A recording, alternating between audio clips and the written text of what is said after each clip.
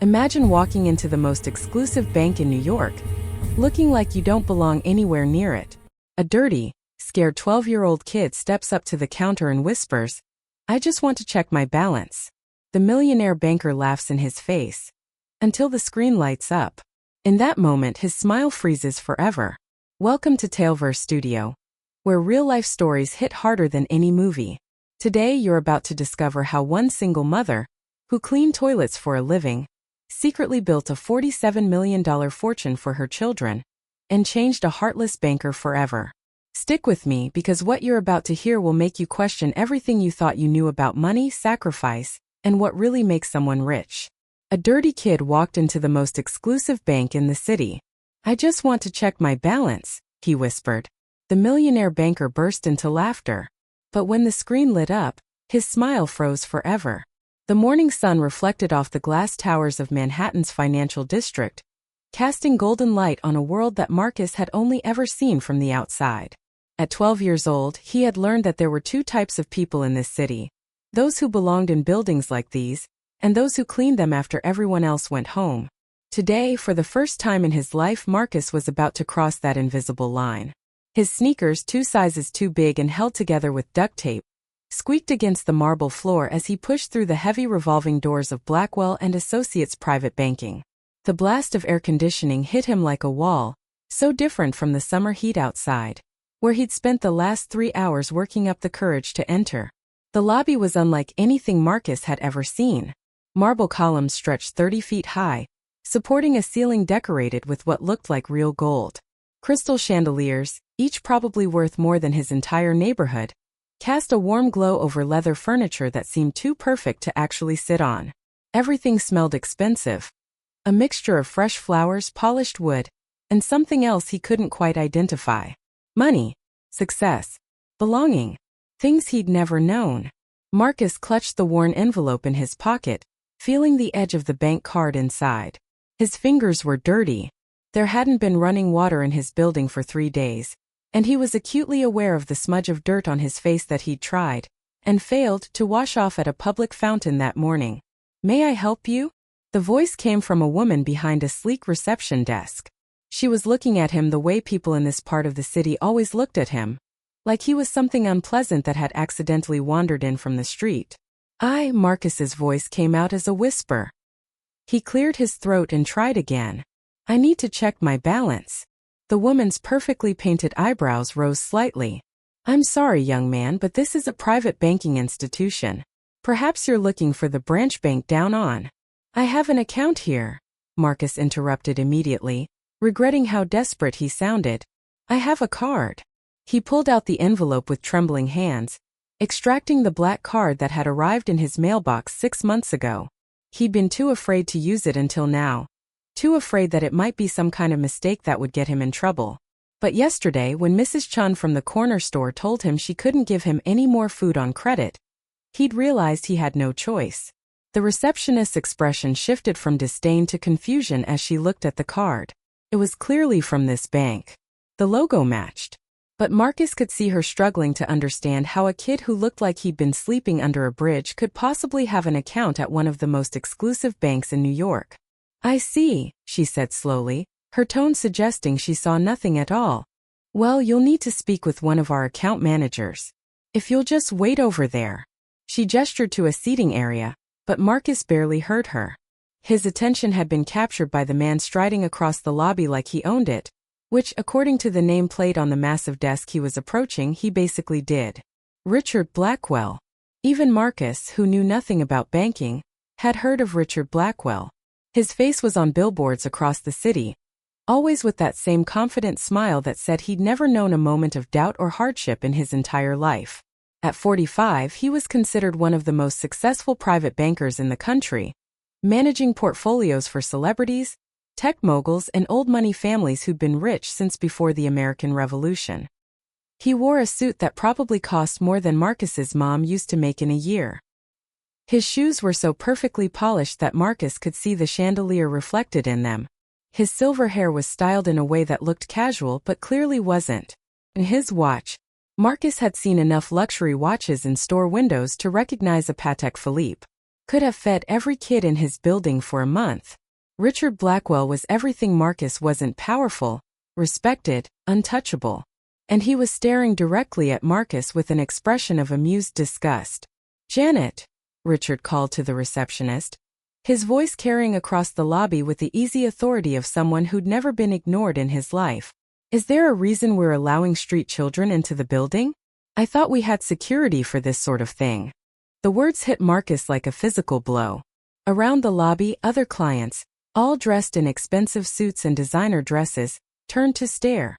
Marcus felt his face burning. A mixture of shame and anger that made his eyes sting. "Sir, the young man claims he has an account," Janet began. "An account?" Richard's laugh was sharp and cruel.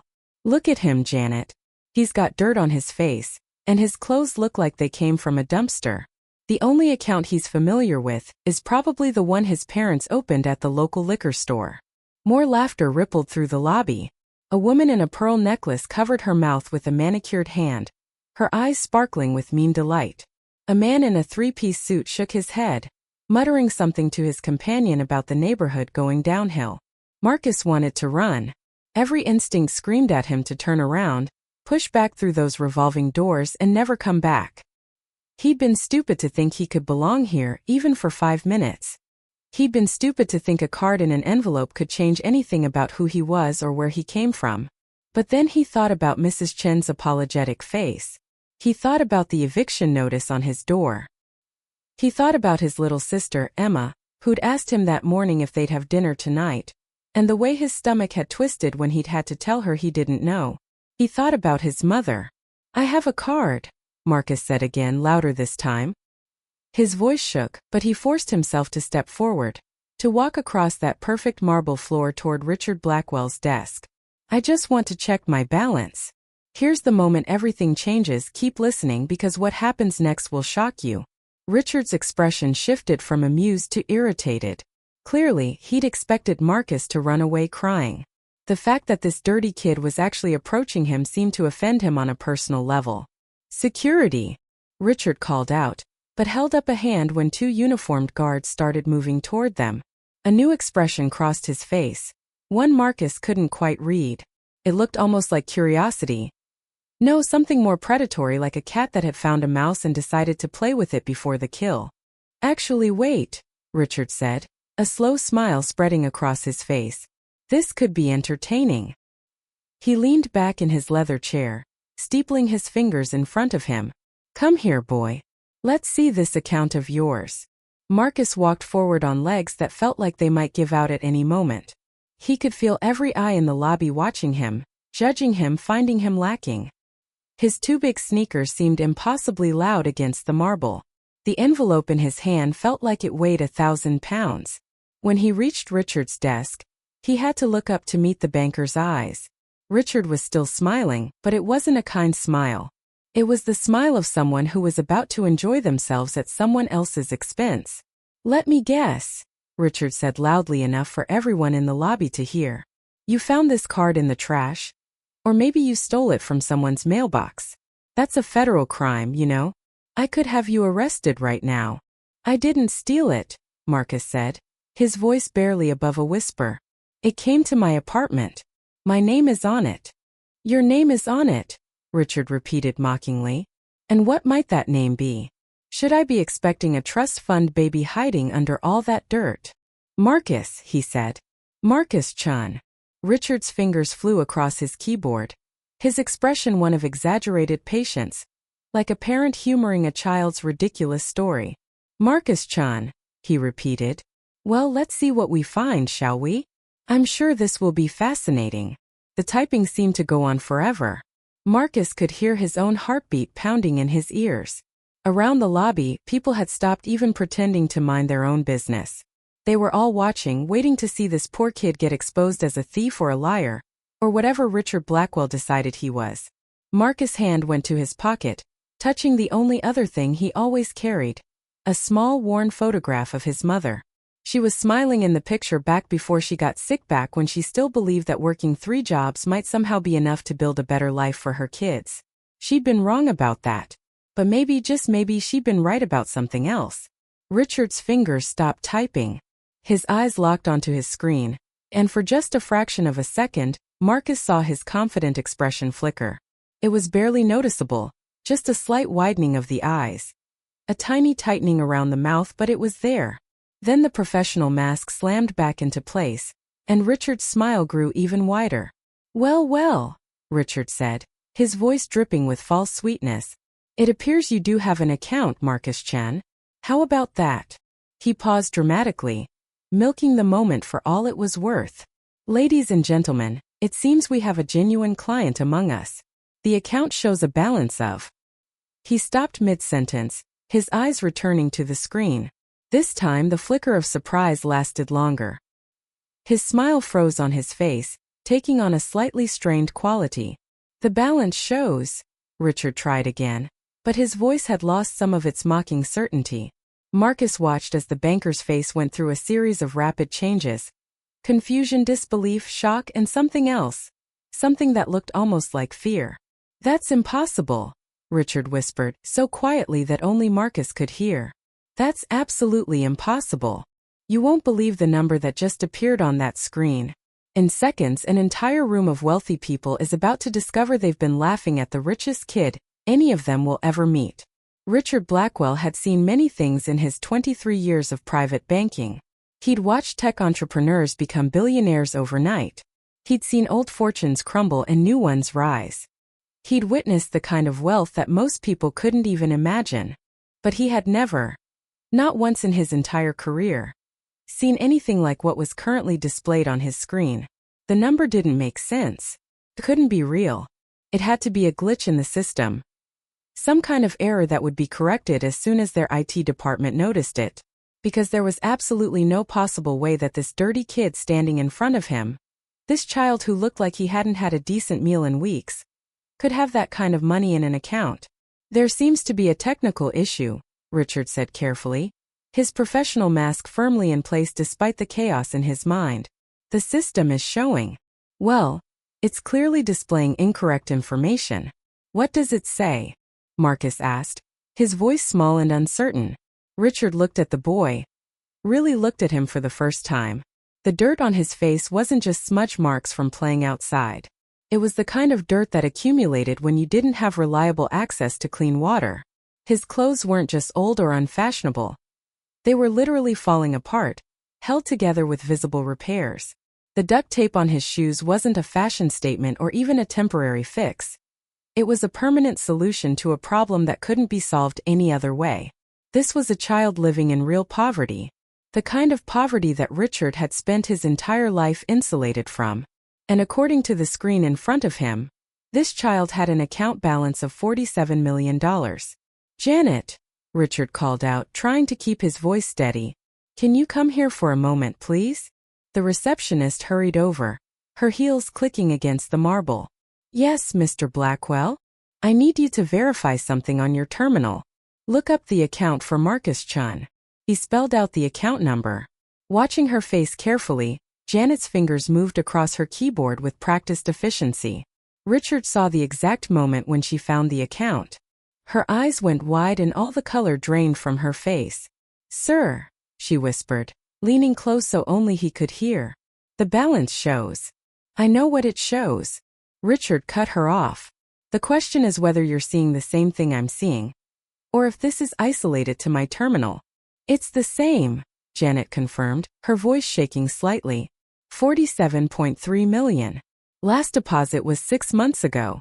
No withdrawals, no activity of any kind since the account was opened. Richard's mind was racing. This had to be some kind of money laundering operation.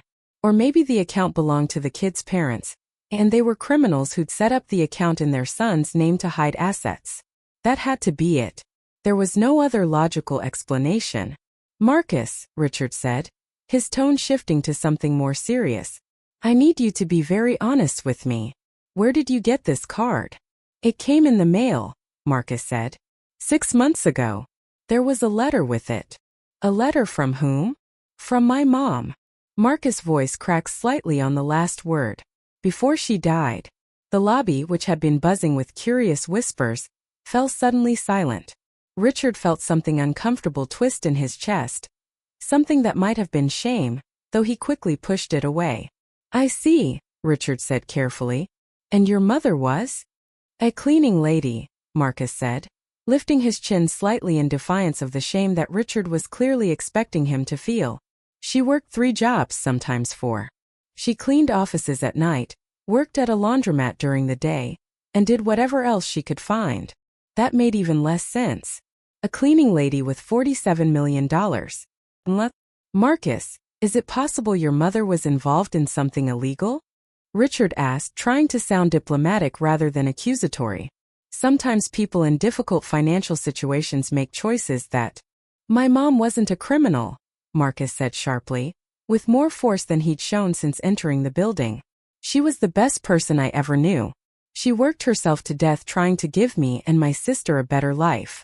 Richard noticed the other clients in the lobby shifting uncomfortably. The woman with the pearl necklace who'd been laughing earlier was now staring at her shoes. The man in a 3-piece suit had turned away, suddenly very interested in his phone. Of course, Richard said smoothly. I didn't mean to suggest. Look, why don't we move this conversation to somewhere more private? Janet, can you escort Mr. Chun to conference room B? Actually, a new voice cut in. I'll take it from here. Richard looked up to see James Morrison, one of the bank's senior account managers, striding across the lobby. James was 63, had been with the bank for over 30 years, and had a reputation for being both extremely competent and completely unimpressed by Richard's usual theatrics. James, I'm handling this, Richard said, trying to inject authority into his voice. No, Richard, you're making a scene, James replied calmly. And you're about to make a very serious mistake. He turned to Marcus with an expression that was actually kind. The first kind expression the boy had seen since entering the building. Hello, Marcus. My name is James Morrison. Would you mind coming with me?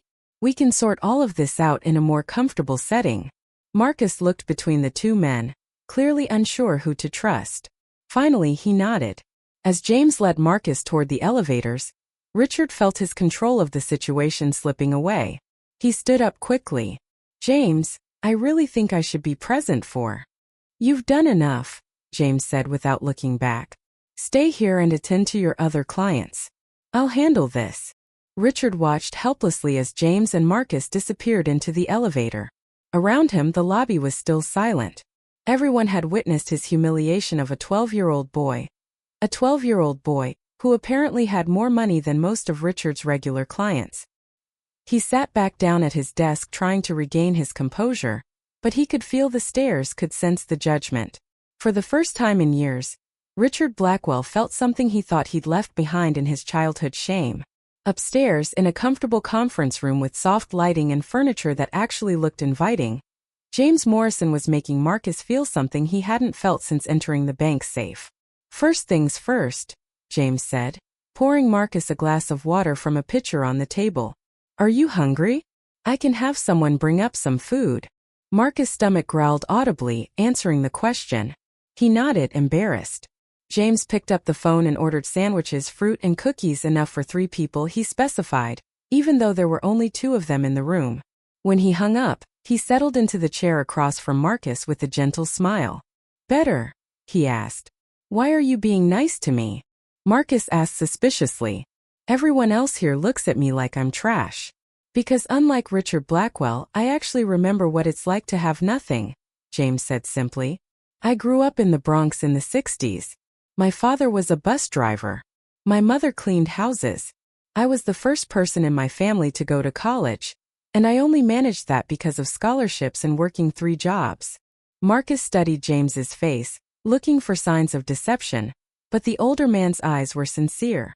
Now, James said, pulling out a tablet, let's talk about your account. I've pulled up the file, and I have to say it's quite remarkable. The account was opened 6 months ago by your mother, correct? I think so, Marcus said. She never told me about it. I just got the card and a letter in the mail after she... He couldn't finish the sentence. May I see the letter? James asked gently. Marcus pulled a folded piece of paper from his pocket. It had been read and reread so many times that the creases were beginning to tear. He handed it to James with trembling fingers. James unfolded the letter carefully and began to read. As his eyes moved across the page, his expression shifted from professional curiosity to deep emotion. When he finished, he had to clear his throat before speaking. "Marcus," he said softly, "your mother was an extraordinary woman. Can you tell me what the money is?" Marcus asked. "I don't understand where it came from. We never had money. We could barely pay rent. Mom worked all the time, but we were always broke." James looked at the account details on his tablet, then back at the letter, then at Marcus. When he spoke, his voice was thick with emotion. "6 months ago, your mother came to this bank. She didn't come to the main entrance. She used the service entrance, because she was here working as part of a cleaning crew. But she managed to get an appointment with one of our newer account managers, someone who was willing to listen to her story." "What story?" Marcus leaned forward. "Your mother had been paying into a life insurance policy for over 10 years. Small payments, probably $20 or $30 a month that she somehow found the money for. Even when you didn't have enough for food. The policy had a value of $50 million. The number was so large that Marcus couldn't even process it. $50 million. It wasn't real. It couldn't be real. But there's more," James continued. "Your mother was very specific about how she wanted the money managed. She set up a trust with very particular conditions. The money is yours, but it's protected. You can't access the full amount until you're 25 years old. Until then, you have access to a monthly allowance that's more than enough to cover all your expenses. Housing, food, education, everything you need." Marcus stared at James, unable to speak. His mother, who'd worked herself to death, who'd worn the same 3 outfits for 5 years, who'd sometimes gone without eating so he and Emma could have dinner, had somehow managed to leave them millions of dollars. "Why didn't she tell me?" Marcus finally managed to ask. "According to her letter," James said, touching the worn paper gently, "she didn't want you to know she was dying. She didn't want your last memories of her to be filled with grief and fear. She wanted you to remember her as strong, as capable of taking care of you, even after she was gone." A knock at the door interrupted them. A young woman entered with a tray of food. She set it down on the table, gave Marcus a kind smile, and left. "Eat," James encouraged.